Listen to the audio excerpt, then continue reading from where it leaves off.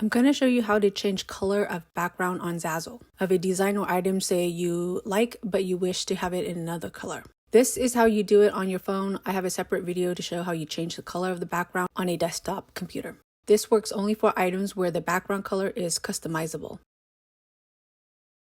Once you find an item you like, click on the blue Edit Design button. It will take you to this screen. Notice the Layers panel at the upper left corner. I'll come back to that later. You will click on Add. Click on Background. Notice the current color is brown. Choose any color you wish. Here I'm going to choose maroon. You've changed the color of the front of the bag. If the item has multiple layers, like this bag, a front and a back panel, you will need to click on the layers icon. Select the layer you want to change. Here it is, the back. Click Add. Click Background.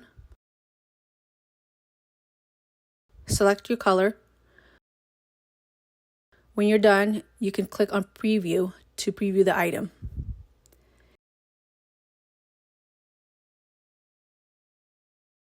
If everything looks good, click Done.